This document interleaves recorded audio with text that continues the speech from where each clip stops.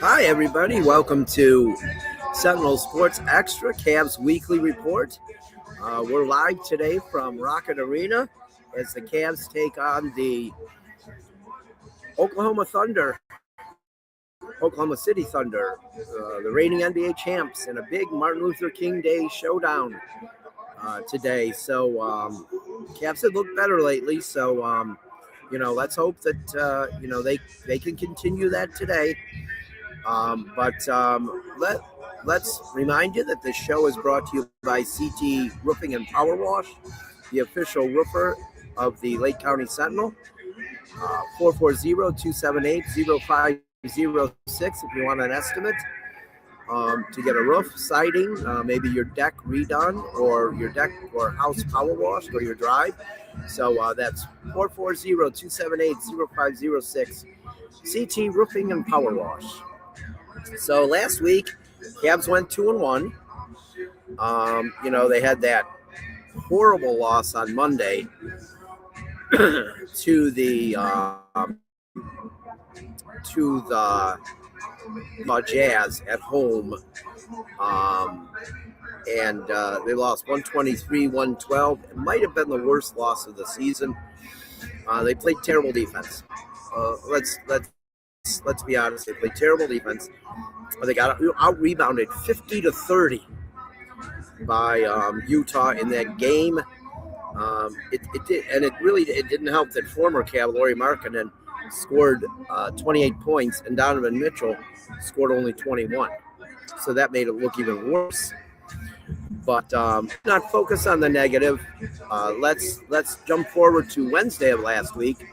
Cavs go to Philly off that loss, and you're like, what's going to happen here? The 76ers are pretty good. What's going to happen in Philly? So what do? They go and blow out Philly, 133-107. The Cavs outscored the Sixers in 3 of the 4 quarters. They out-rebounded them 42-32, and Joel Embiid played. So there's Joel Embiid didn't play. No, he played. They held Tyrese Maxey to 14 points. He was averaging over 30 for the year per game. So Mitchell scored 35. Garland scored 20 in only 23 minutes before leaving with the toe injury. Not the toe that's on the foot he had surgery on, but the other toe. So now he's out 7 to 10 days. We found out yesterday. So he won't be back until, I'll bet you, I don't think, in my opinion, I bet he won't be back till February. They're not going to risk this. They need him for the playoffs. And whether people want to believe it or not, they're going to make it to the playoffs. And I think they're going to be a top 4 seed. I've said that all along. They're playing better now. So, he's going to be reevaluated in 10 days. Well, it'll be 9 now. So it's a 2-game series there. They had the day off on Thursday. They played Friday night again in Philly, and the Cavs won a close game, 117-115. They won in the end when Tyson hit Mobley, and he dunked, and they won 117-115. And Jalen Tyson had the greatest game of his career. And I don't think this is a fluke. Jalen Tyson is good. I liked him from the first time I saw him play with the Cavs. I think this guy is something special. I think they got a steal when they drafted him. I think they got a steal when they drafted Tyrese Proctor too. But Tyson had a career high of 39 points. He was 7 of 9 from 3-point range Friday night, and that was it was amazing. It was really, he's so good. He'd be starting on probably, I'd say 27 other teams in the NBA. He would be starting every day. So, the Cavs now hold the 5th seed in the Eastern Conference at 24-19. They, along with the Celtics, are the hottest teams in the East. They're both 7-3 in the last 10. then let's get to this week. Today they take on the defending champ, Oklahoma City Thunder. It's the first time this season. The Thunder are 35-8, and of course, they're first place in the West. They're 7-3 in their last 10. The Cavs trail in the all-time series, which includes Seattle, 72-53. But the Cavs are 35-27 at home, and that includes Cleveland Arena, Richfield Coliseum, and of course Rocket Arena. Last season, the two teams split the series. The Cavs won at home, and the Thunder won in Oklahoma City. After today, the Cavs will travel to Charlotte to play the Hornets at 7 o'clock. This will be the third meeting this season between the two teams. They split the first two. The Hornets are 16-27, 7-12 at home, and are 5-5 in their last 10 games, and currently are the number 12 seed in the East. Then the Cavs will return home on Friday night to play the Sacramento Kings,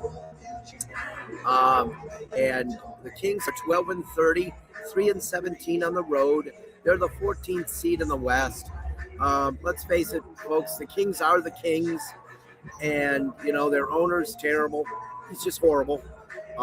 Fired Mike Brown last year, and they stink again. And that's what the Sacramento Kings do. That's what they've done for most of my lifetime. They were in Cincinnati when I was a kid, and then they moved to Kansas City, and then they get to Sacramento. They had one good period with Chris Webber and those guys in the real late 90s, early 2000s, but they stunk for most of their history. And the ownership is terrible. That owner is terrible. So the Kings come in here, and the Cavs need to just smack them around and take that win, on Friday night. It's the first meeting of the season between the two teams. Kings are 4-6 in their last 10.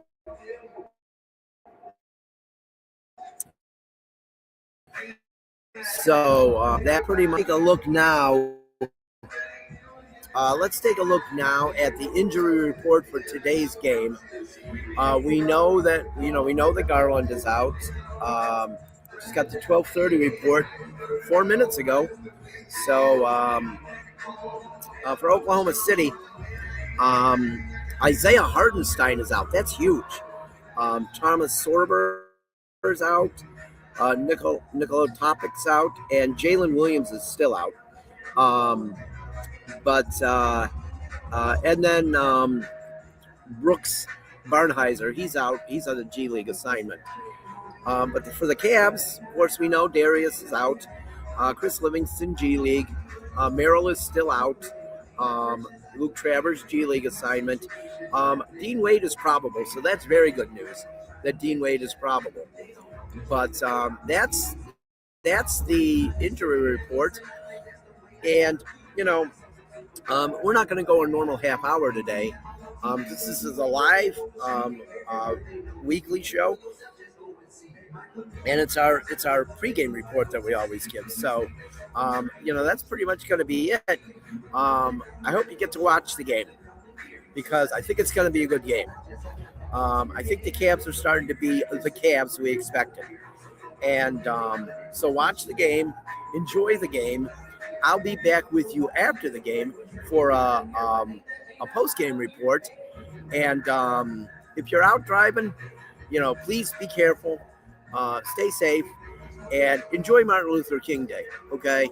Martin Luther King Day is one of my favorite holidays, because we should celebrate someone as amazing as Martin Luther King and what he did for people in our society. I always said that I was, I believe, a year and a half old when he passed away, and I wish I would have been born 10 years earlier so I could have witnessed his speeches in person. He is, of the great people of the 20th century, to me, he's right at the top. So have a good Martin Luther King Day, and remember, I'm gonna be all love today. I'm not gonna hate today because Martin Luther King wants us to love. He wants us to treat everybody equally, and that's what we should all do today. So you have a great day, and I'll see you after the game.